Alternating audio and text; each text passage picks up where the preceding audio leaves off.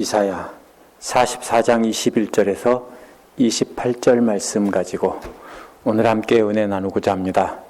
이전 말씀에서는 반석에 계신 하나님 대신 쓸모없는 우상 숭배를 하던 자들은 수치를 당하게 하신다고 하셨습니다. 우상은 사람들이 탐욕에 따라 만든 피조물일 뿐이라고 했습니다. 우상의 창조주는 하나님이 아니라 바로 인간들이라고 했습니다. 그래서 하나님께서는 인간들이 자신들이 만든 거짓 신들을 버리기를 원하신다고 하셨습니다. 이제 이어지는 오늘 말씀은 그러한 탐욕이라는 거짓 신들을 버리고 하나님께로 돌아오라는 내용이 이어집니다. 그러면 창조주요 구원자이신 하나님께서 하나님께로 돌아오는 자들을 회복시키신다는 겁니다. 우리는 이러한 탐욕이라는 거짓 신들에게 매여 있지 않는지 한번 우리 마음을 살펴보고 어떻게 이러한 탐욕이라는 우상을 버리고 전적으로 하나님께 돌아갈지 생각해 보도록 하겠습니다.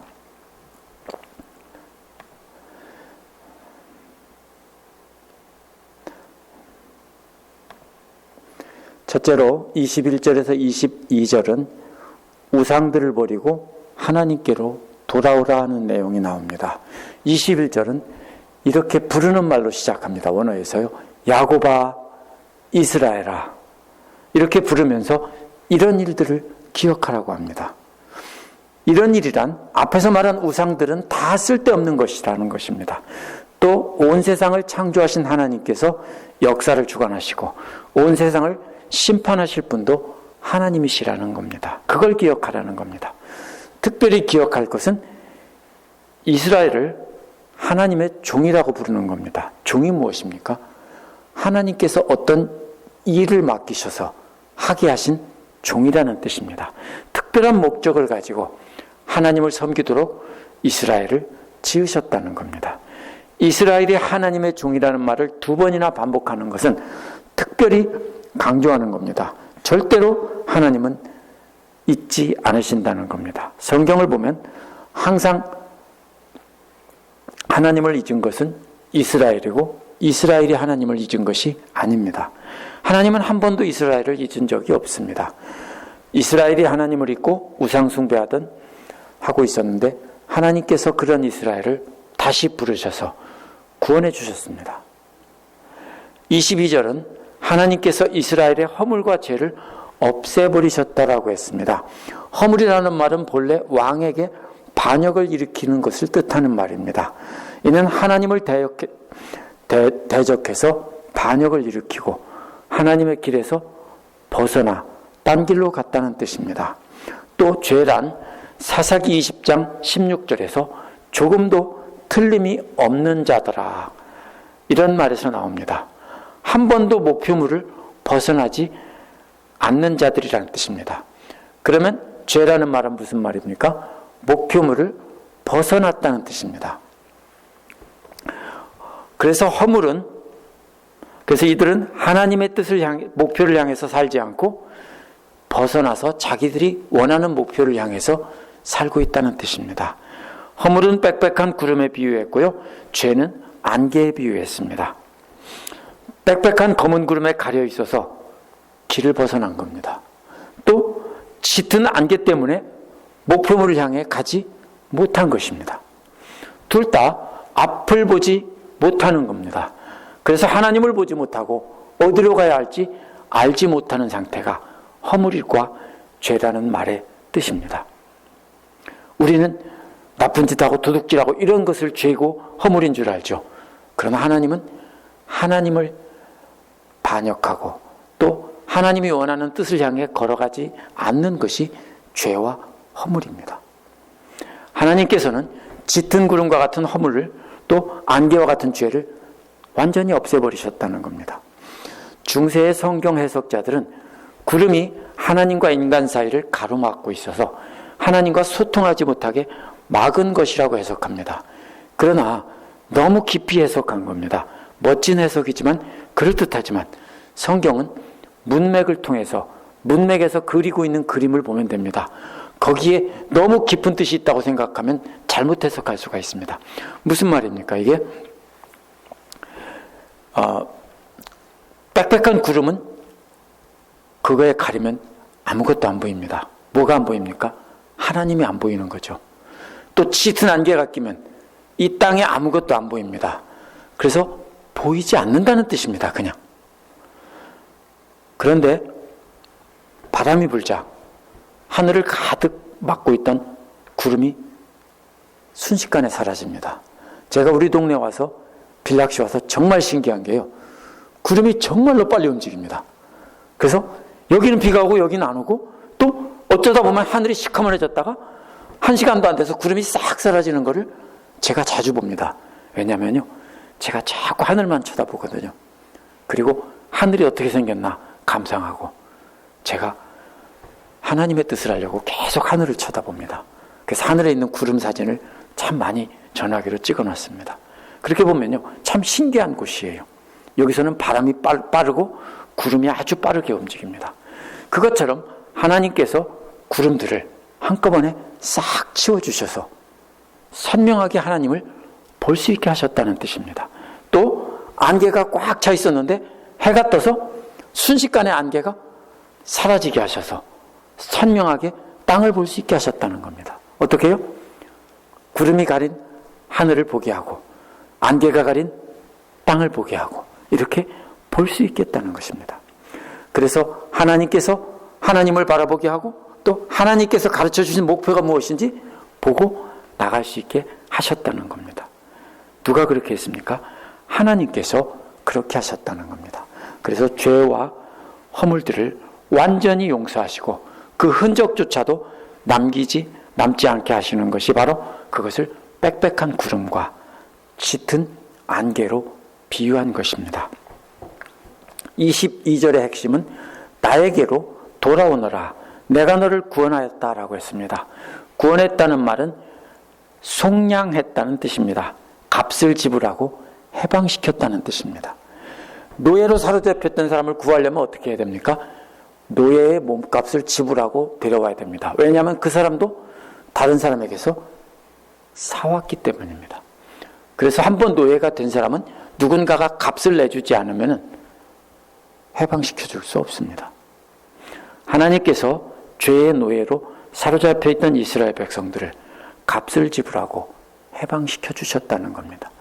그러나 이스라엘이 해야 할 일이 한 가지가 있습니다. 세상 탐욕을 따라 우상을 향하던 길에서 하나님께로 돌아서서 하나님께로 돌아오는 것입니다. 이미 다 용서하시고 값을 지불하고 해방을 시켜주셨습니다. 그런데 하나님께로 돌아서지 않는다면 그것은 하나님도 어쩔 수가 없습니다. 만약에 하나님께서 강제로 돌아서서 하나님께로 억지로 나오게 한다면 그게 기쁩니까? 혹시 나에게 대들고 따지는 못된 아들이나 딸을 내가 약을 먹여서 갑자기 마음이 변하게 하고 내게로 돌아와서 나를 기뻐하고 우리 엄마 우리 아버지 하면서 찬양하게 하면 기쁘겠습니까? 약 기운이 떨어지면 또 막 쌍욕을 하면서 대든다면 기쁘겠습니까?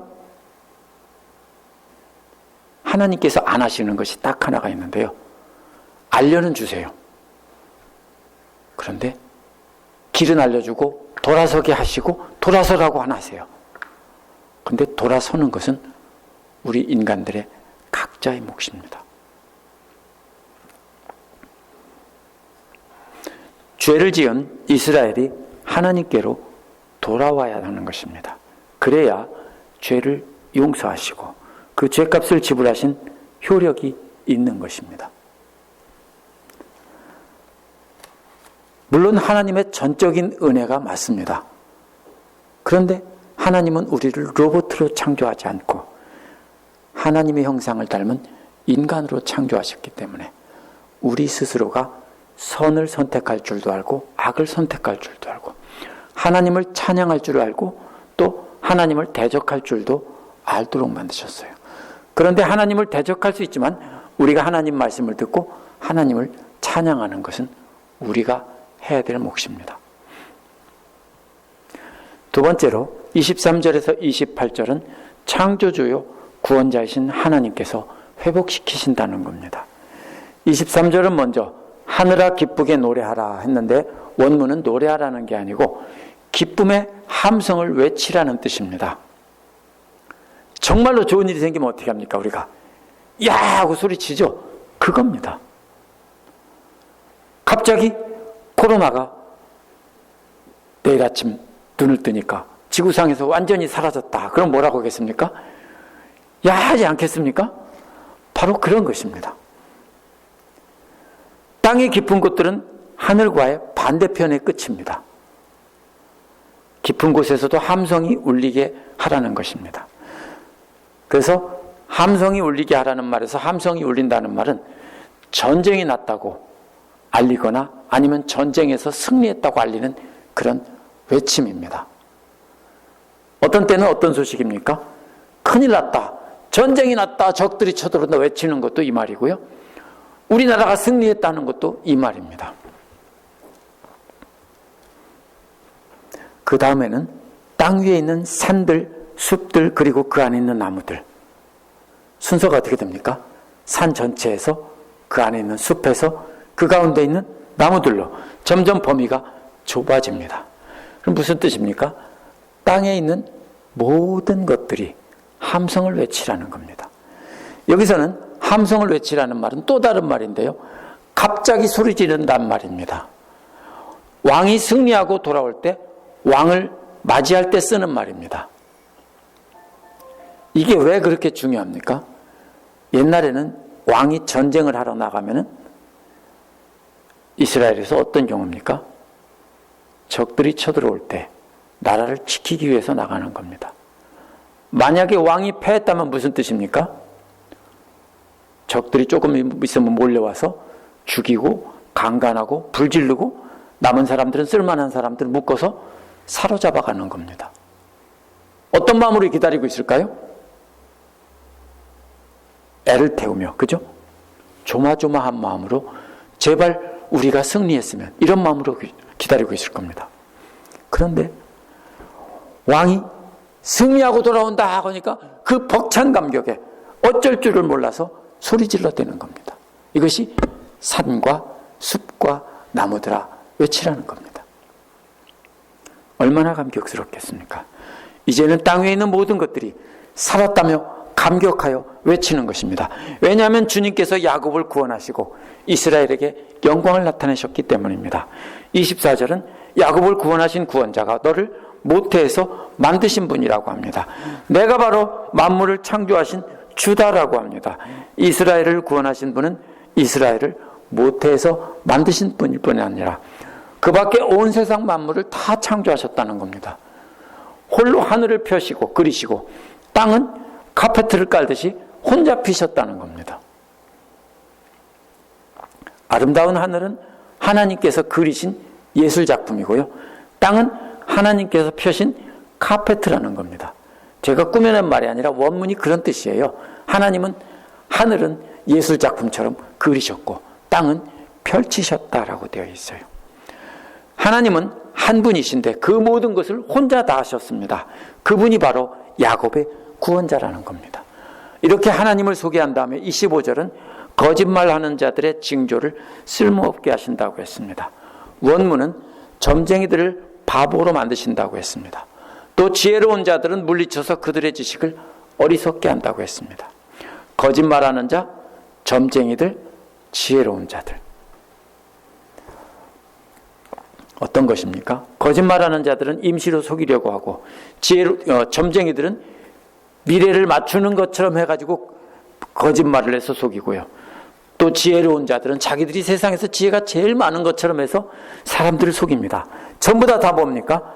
사기치는 자들입니다. 그런데 이런 자들은, 거짓말하는 자들은 특별한 징조를 보이며 자기들이 다 안다고 속이고, 점쟁이들도 역시 그런데 바보로 만들고, 지혜로운 자들은 자신들이 과거 역사와 모든 지식을 동원해서 다 안다고 하지만 역시 바보로 만드십니다. 오직 하나님만이 모든 것을 다 하신다는 겁니다. 절대로 이런 거짓말쟁이 사기꾼들에게 속지 말라는 겁니다. 26절은 거짓말하는 자들과 점쟁이들과 지혜로운 자들을 다 쓸모없게 하신 뒤에 하나님만이 미래를 아신다라고 말합니다. 나머지가 하는 말들은 다 거짓말들이고 다 쓸데없는 말이라는 겁니다. 미래를 아시는 하나님께서 하나님의 종들을 통해 말씀하신 것을 분명히 확인시켜 준다는 것입니다. 그럼 뭐만 진짜입니까? 하나님께서 하나님의 종들을 통해서 말씀하신 것만 진짜고 나머지는 다 가짜라는 겁니다. 아닙니까? 대통령에서부터 모든 사람들이 다 거짓말을 합니다. 뭘 하기 위해서? 자기들 이익이나 자기들 영광이나 임시변통을 위해서 거짓말하고 다 속입니다. 세상은 거짓말투성입니다. 그런데 하나님은 하나님의 종들을 통해서 말씀하게 하시는데 그것만큼은 진짜라는 겁니다. 어떻게 진짜라는 것을 확인합니까? 하나님께서 말씀하신 것을 이루게 하신다는 겁니다. 성경에 보면 구약 성경과 신약 성경이 있는데 구약 성경에서도 앞에서 예언한 것이 뒤에서 이루어집니다. 그렇죠? 또 구약 성경에서 예언된 것이 신약 성경에서 이루어졌습니다. 이거를 통해서 하나님은 계획한 것을 이루게 하시는데 그러므로 하나님의 사자들 통해서 말씀하신 것만 진짜라는 겁니다. 하나님의 사자들이 계획한 것을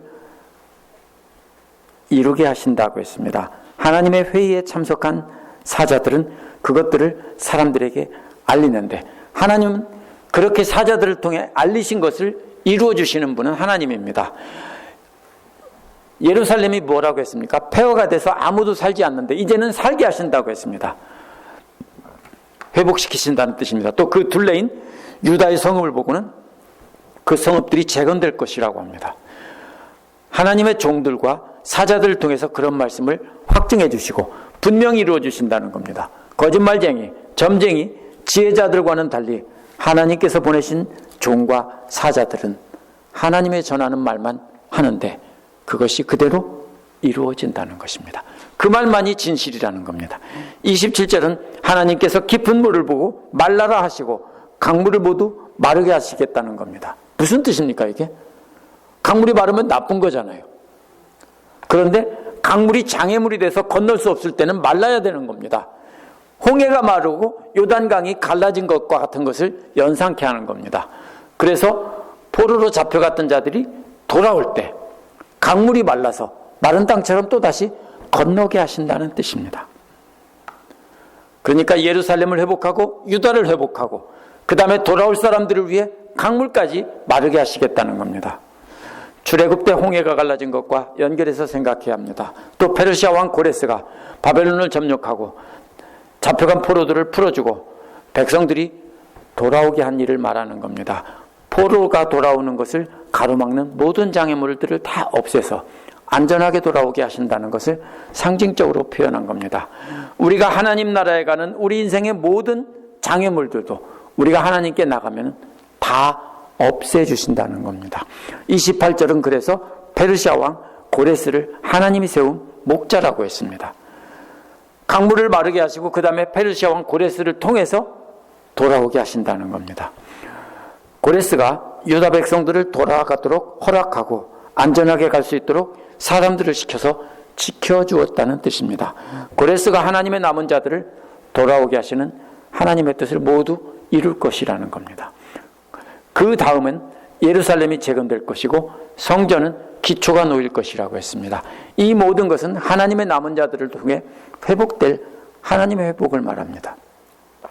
하나님은 그리스도를 보내셔서 먹구름 같은 꽃 짙은 안개와 같이 쌓여있던 우리의 죄 때문에 우리가 가려서 하나님을 볼 수 없고 나갈 수 없었는데 하나님께서 다 없애셨습니다.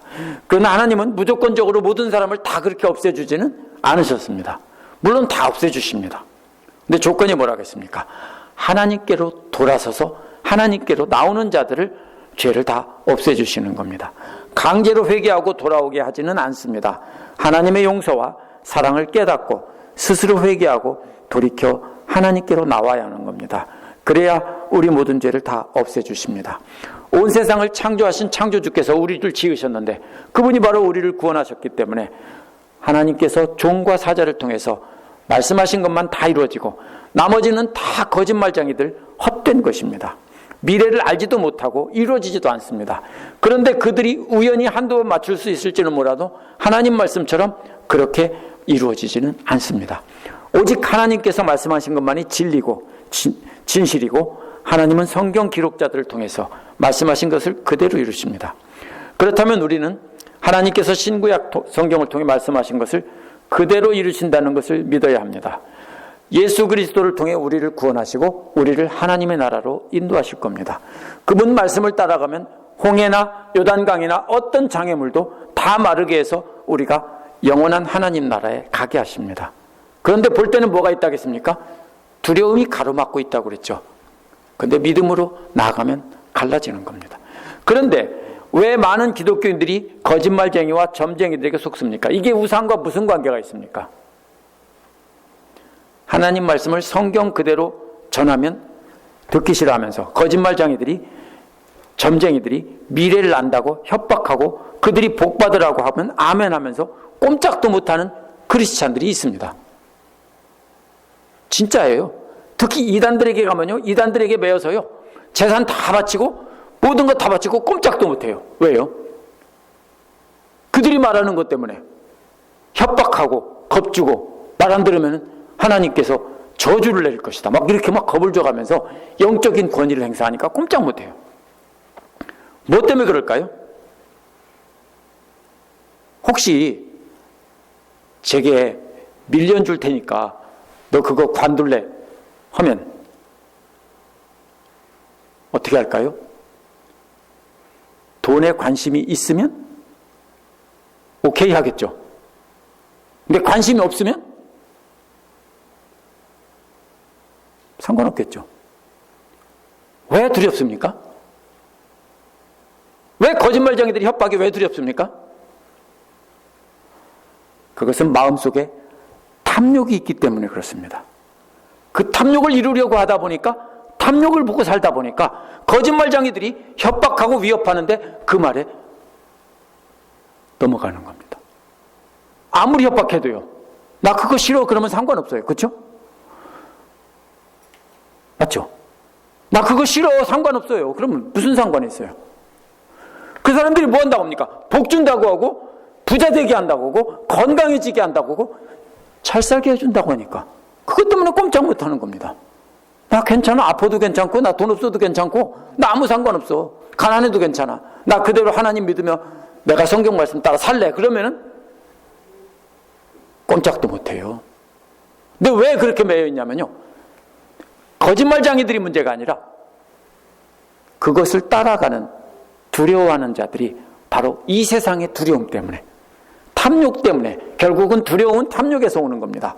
내가 가진 것을 다 잃으면 어떻게 하지? 그러면 그걸 가지고 콧뚜레를 확 꿰서 끌고 다니는 겁니다. 세상 많은 것을 가지려고, 이 땅에서 누리려고 그렇게 하다 보니까 그러한 사기꾼들에게 복종해서, 그런 사기꾼들이 이게 하나님처럼 그렇게 복종하는 겁니다. 이런 거짓말쟁이들과 점쟁이들은 약점을 알기 때문에 복과 저주를 통해서 자신들 마음대로 복과 저주를 선포하면서 협박하고 돈을 뜯어내고 사람들을 꼼짝 못하게 합니다.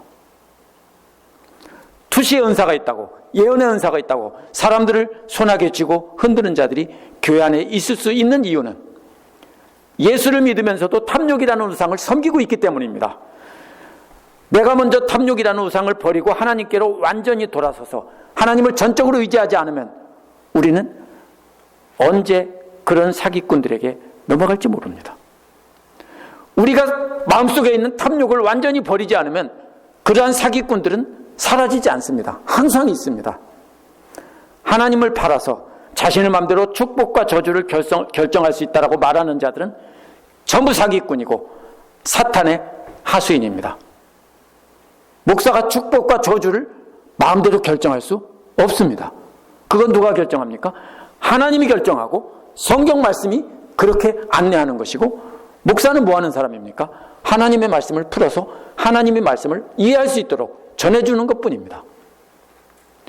제가 어떤 영적인 권위나 대단한 힘을 갖고 있으면 그것은 심각한 문제입니다.